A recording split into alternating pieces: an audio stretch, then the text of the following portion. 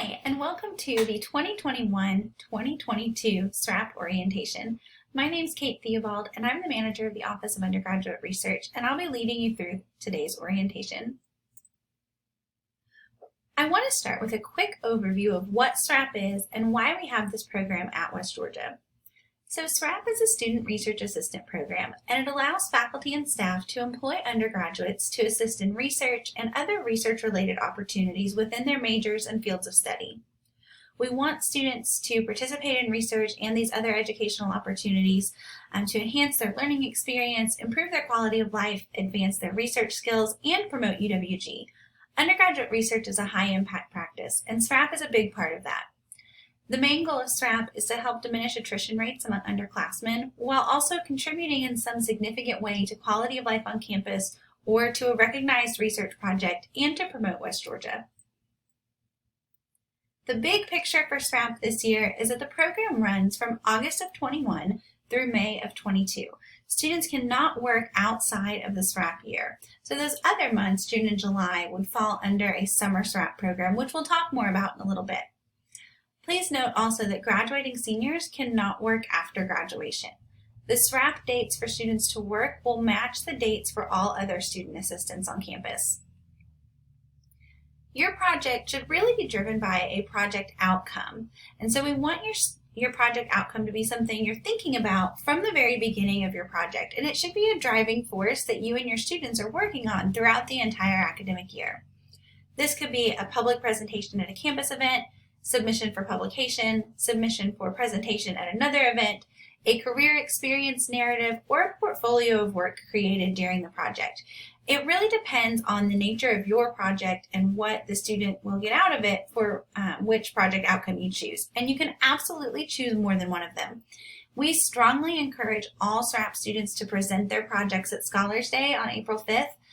We'll send out a call for abstracts in January. Those will be due in early March. But even if your project outcome is something else, like submission for a publication or a presentation at another conference within your discipline, we still do want all of the SRAP students participating in the Scholars Day Undergraduate Research Conference. So first, we just want to say congratulations again for being selected for SRAP funding. We know all the work that goes into a SRAP application and then of course to your projects. So now that it's funded, it's time to get started. And I know that's probably the most exciting part, is getting started on the research. There are some logistics at the beginning of the project that you need to take care of in order for your students to be working. So first you need to post your position and hire your students. This follows the regular HR process for hiring any student on campus. There will be an infographic that HR is sending to us that I'll put in a Google Drive folder for all SRAP faculty so you can see kind of how the process works, and we'll also walk through that hiring process here.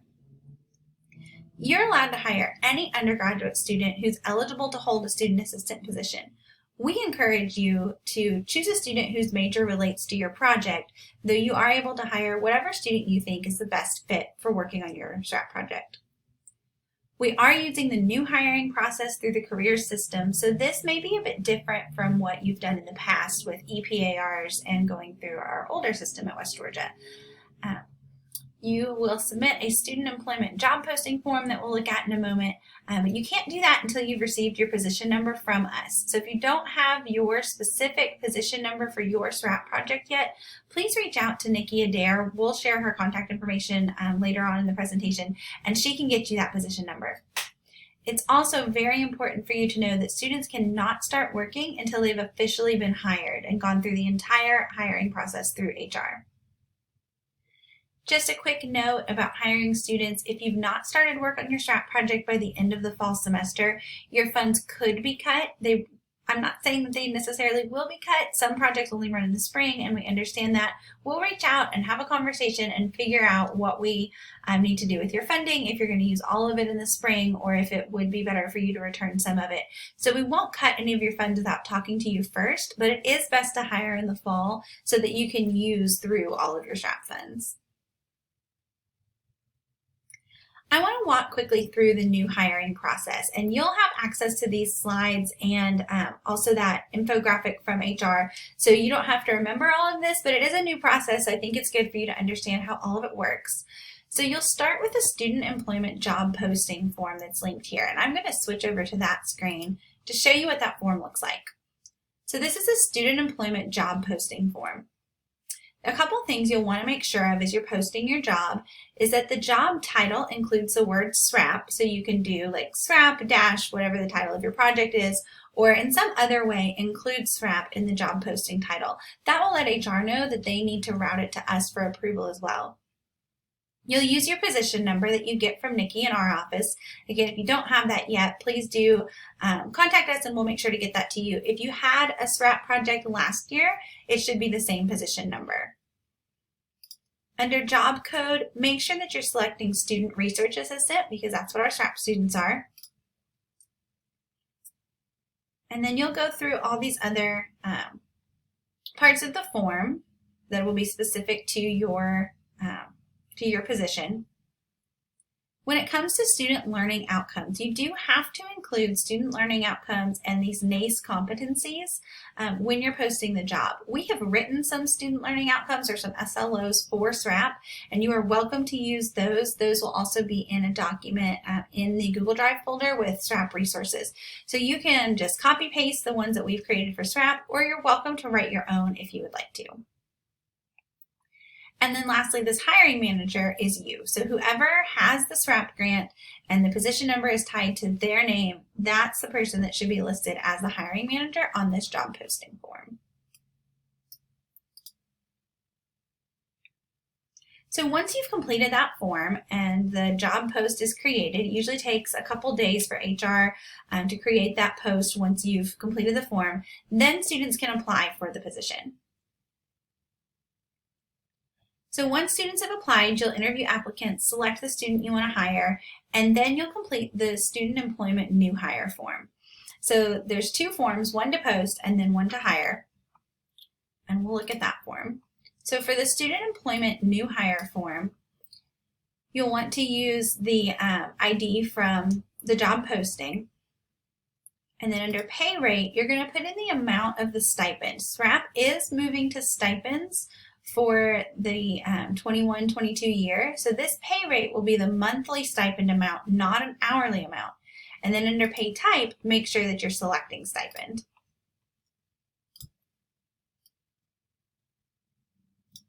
To determine a stipend amount, we recommend that you think about how many hours a student will probably work in a week, times $9 an hour, which is the new minimum for students to be paid, and times 4 weeks in a month. And that should give you roughly what the stipend amount should be. You can choose to use more than $9 an hour. You can go up to $11 as you're doing this calculation, though you can't go under $9 since that's the new pay rate for student assistants. And another quick note about stipends, they're paid on the second biweekly pay period of each month, regardless of how many weeks or how many pay periods are in a month. So students under stipends will receive a check once a month, even if that month happens to be 5 weeks or it crosses a third pay period. So they are paid once a month on the second biweekly pay period pay date. So if you want your students to work in August or December or May, which might be shorter months and they may work fewer hours in those months because of the academic calendar, they'll still receive their full stipend, even if they're not working as many hours as they would, say, in September or October. Once you've filled out the student employment new hire form, and then goes to HR after it's submitted. And then it goes through this whole hiring process through HR. HR will make a job offer. Then the approvals process starts. It starts in HR, goes to budget, goes back to HR. Then HR will let you as the hiring manager know that you can make an offer. You'll make a verbal offer to the student, and then HR will send the student new hire paperwork if they haven't been employed on campus in the past 12 months. So not all students will have to do the new hire paperwork, but some will. They'll turn that into HR, and then they can be processed and hired in OneUSG. So it's important, if you're looking at a timeline from when you fill out that new hire form to when the student's actually able to start, that the student is filling out their paperwork as quickly as they can. Part of that paperwork, the I-9, has to be completed in person. HR will reach out to the student to schedule an appointment, but it's really important that your student knows that they have to do that in person at HR and that they need this paperwork to be filled out as quickly as they can. Once the paperwork's done, HR will complete a work authorization form, and then the student can start working. Ideally, this whole process should take about 2 weeks, not including the time that the job's posted for students to apply. So you may choose to leave that job posted for a couple weeks, and so this, of course, doesn't include that time. HR is hoping that the new process will go much quicker in the fall than it did when they first started using careers earlier this summer. Some logistics for having a SRAP student in terms of their pay. Like I said, they'll be paid by stipend. This is different from last year. If you were with SRAP when we tried stipends several years ago, you probably remember that it turned out to be somewhat of a headache. We think that this stipend process under the new career system will be much easier and will actually be better for you and your students in terms of the logistics of having a SRAP student. So you get to decide what that monthly stipend amount will be. You do want to make sure that you're not exceeding your SRAP award amount. In past years, when SRAP students were paid hourly, we sent out an Excel spreadsheet template that you could use to track hours. Because we're doing stipends and you're not tracking by the hour, but rather by the month, we're not sending that sheet out. We think it should be easier for you to track your award this year, but do make sure when you're looking at the stipend amount and how many months you want your students to work that you're not exceeding that SRAP amount, because it is your responsibility to pay back any overages that would need to be reimbursed to SRAP if you go beyond your award amount. It won't automatically stop when your award has been depleted. Student assistants will need to record their time in OneUSG, but it does not require biweekly approval on your end. They're simply tracking their hours for ACA compliance purposes, so they will still log into OneUSG. They can either clock in and out or they can log their hours, but they do have to be recorded there in OneUSG, though you do not have to go in now under the stipend pay and actually approve those hours biweekly. Just another reminder, stipends are paid on the second biweekly pay date of each month, regardless of how many working weeks are in that month. And SRAP students must follow all HR student employment policies, including not having more than 2 on-campus jobs or any other policies that govern student employment on campus. So we've gone through very quickly what that hiring process will look like under the new career system. There may be someone in your department who regularly hires student assistants and can help you with this process, but if not, there are plenty of trainings and resources to help you learn these steps, and I'm going to give you contacts at the end of this presentation that you can use if you have questions or have trouble through the process. As we've done in past years, we will have an opportunity for you to request additional funds. You just email me at kate@westga.edu. Let me know the status of your project, why you need additional funds, and if we have any funds that have been returned, we are able to reallocate those to other projects. So requests are considered on a first-come, first-served basis. The funds will only be available if other projects are canceled or if funds are returned. We have allocated every dollar of our SRAP funding for this year.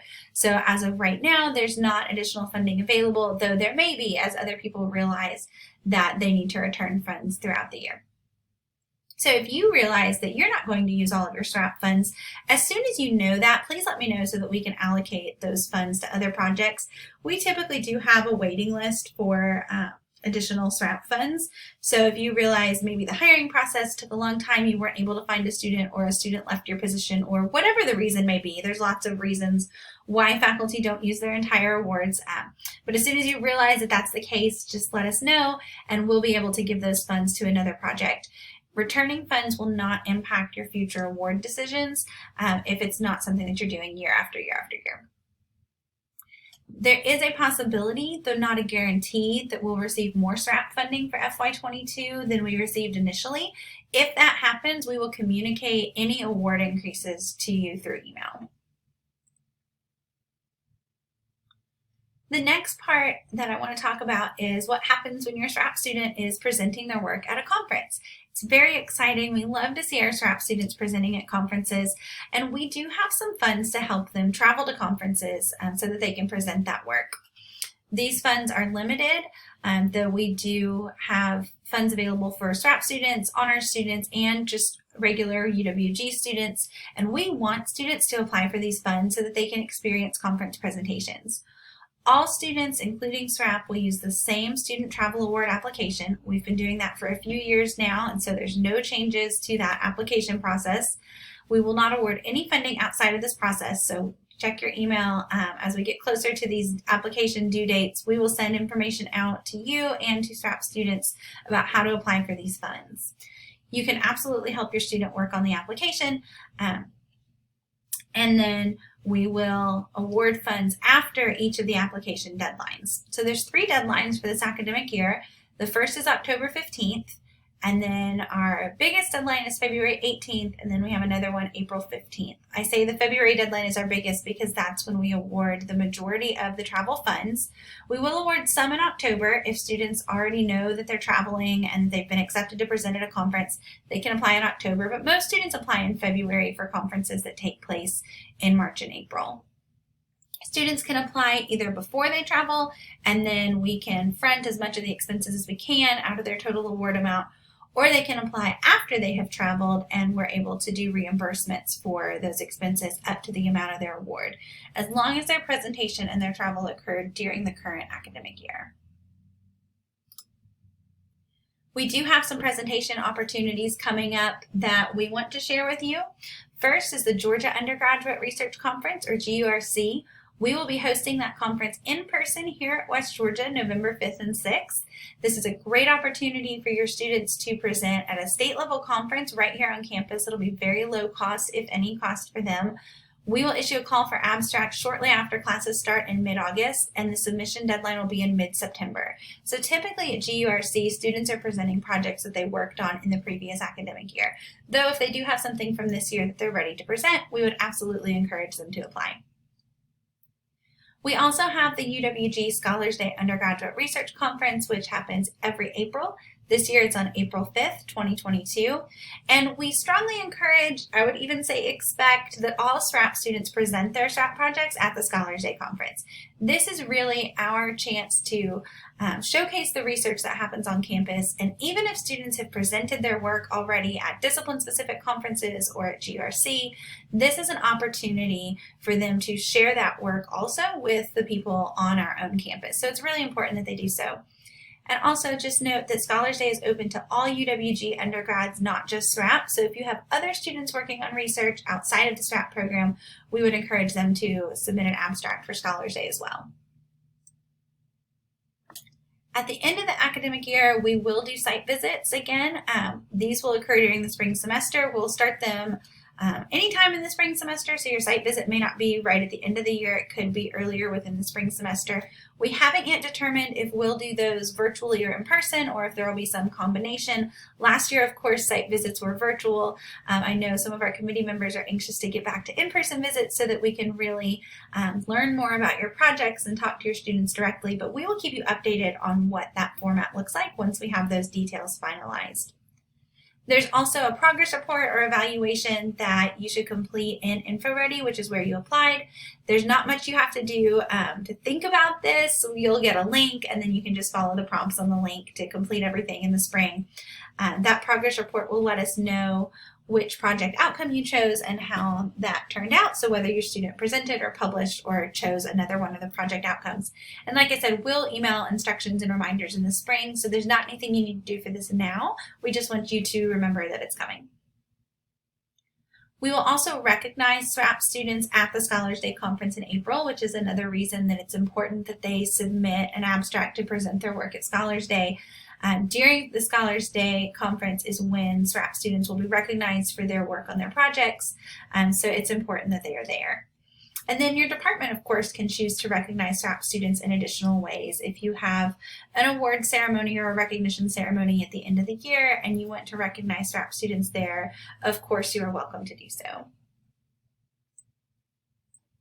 Looking ahead to summer SRAP for 2022, we do hope to offer this program again. We've been able to offer it a few years now, and we're hoping that budgets will allow for another summer of SRAP projects. We'll open proposals in December, and those will be due early in the spring semester, usually in February, so keep an eye out for that. We will open the 2022-2023 SRAP application at the same time, but it won't be due until April. So you can work on them both at the same time if you like. You can work on them over the holidays if that's what you want to do. But summer will be due in February and the regular academic year due in April. In the summer, students can work up to 40 hours, not the 20 that they're limited to during the regular academic year. So summer SRAP is a great opportunity for them to get in-depth research experience, also to have summer employment. And it's really great for younger students who need to really understand the research process and be exposed to research. It gives them more hours to work and to kind of learn those processes so they can hit the ground running in the fall if your SRAP project is one that's going to continue over time. I want to give a quick note about national scholarships and fellowships. Often our students who are engaged in undergraduate research are also our strongest candidates for national scholarships and fellowships. Our recent Fulbright winners and our Truman Scholar, and even students who do things like study abroad through Gilman or go into the Peace Corps or something like that, very often they were already working on undergraduate research and they were connected to fellowships through their research work. Of course, if your students are researching in the sciences and they want to apply for a Goldwater or an NSF REU, those are also programs that we work with through my office. So please encourage your students to attend information sessions about scholarships and fellowships, or to reach out if you think they're a good fit for one of these specific awards. Or if they're just interested more broadly in graduate school, summer research, or study abroad, there are typically funding opportunities that we can help them with through national scholarships and fellowships. I want to leave you with some contacts. Of course, I'm Kate Theobald, manager of the Office of Undergraduate Research. My email is kate@westga.edu. Nikki Adair in the Honors College oversees our SRAP budget. So if you have specific budget questions, you are, of course, welcome to contact Nikki directly. HR is working on setting up kind of a generic email and phone number to request assistance with the hiring process. So that is coming, and that will be the preferred contact method if you have questions during the hiring process. And as soon as that's available, we will update these slides and send that information out. I'm recording this on July 20th. So that information hasn't been established yet, but like I said, as soon as it is, we'll send that out to you. And then there are some specific HR contacts here, Kristen Moon for student employment and Nicole Garcia, who's the onboarding specialist in HR.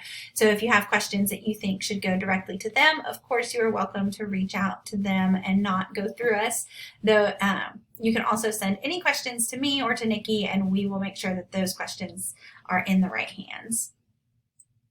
So that is it for our SRAP orientation. If you do have other questions, please send me an email, kate@westga.edu. This was a very quick overview of the SRAP program, and I'm sure there are other things. So as things come up, please don't hesitate to reach out. Thank you.